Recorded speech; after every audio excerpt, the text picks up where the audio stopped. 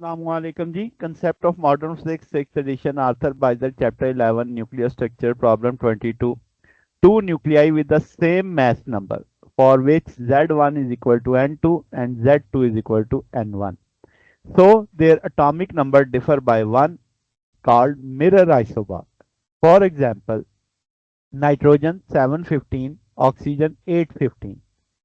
The constant A3 in a Coulomb energy term, equation 11.18, can be evaluated by the mass difference between the two mirror isobars.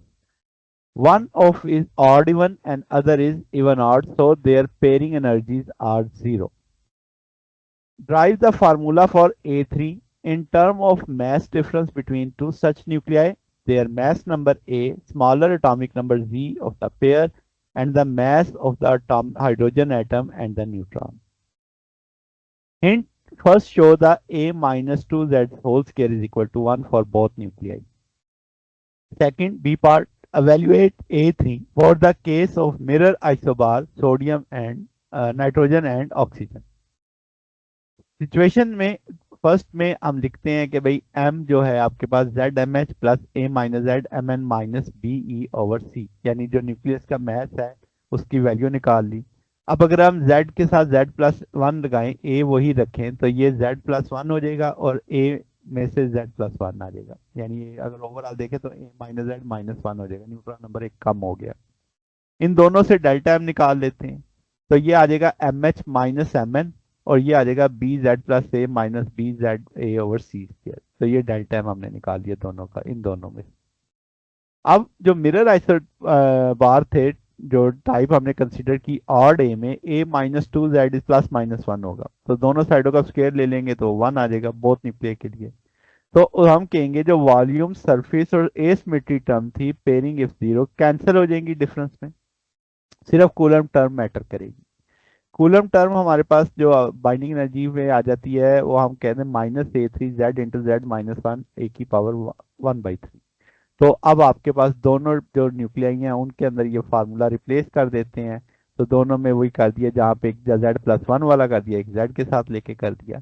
इस सारे को लेके solve करेंगे तो minus A three two Z की power a/3 आ जाएगा। ये वैल्यू अब हम इस जगह पे प्लेस कर सकते हैं, वो वैल्यू प्लेस कर दी, ये नीचे उतर आएगी वैल्यू, तो ये आपके पास लिखा जा सकता है M H minus M N plus A three two Z over C स्क्र ए की पावर 1/3।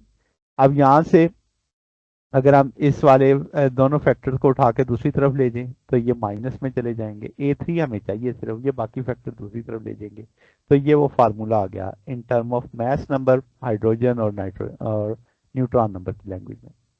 अब उसने दो मिरर न्यूक्लियाई हमें दिए थे, नाइट्रोजन और ऑक्सीजन, ए दोनों में 15 है, जेड मीन स्मॉलर वाले का 7 है, तो स्मॉलर की उसने कहा था वैल्यू लगनी है, तो अब आपके पास ये वैल्यू इसमें प्लेस कर देंगे। ए थ्री की वैल्यू हमें पता है, तो यहाँ पे हम डेल्टा एम लेते हैं ऑक्सीजन और नाइट्रोजन के मैस का डिफरेंस, फिर ये वो सारा फार्मूला वैसे ही है, उन सब की वैल्यूज प्लेस कर दी इस जगह पे।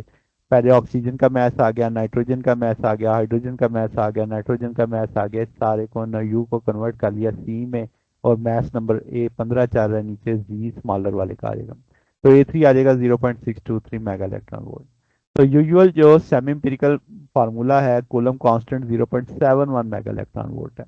ये डिफरेंस है क्योंकि जो आपकी सिंपल डेरिवेशन है, निगलेक्ट किया हमने स्मॉल करेक्शन, यानी finite proton size, exchange effect, small difference जो न्यूक्लियाई रेडियम में आएंगे, और शेल करेक्शन वगैरह, इसकी वजह से इन दोनों वैल्यूज में क्या आ रहा है, डिफरेंस आ रहा है। तो ये हमारे पास सोल्यूशन है। अगर आपको इसमें कोई बात पूछनी हो, डाउट हो, नीचे में पूछ सकते हैं। वीडियो अच्छी लगी हो वीडियो को लाइक कीजिएगा, दोस्तों के साथ शेयर कीजिएगा, चैनल को सब्सक्राइब कर दीजिएगा।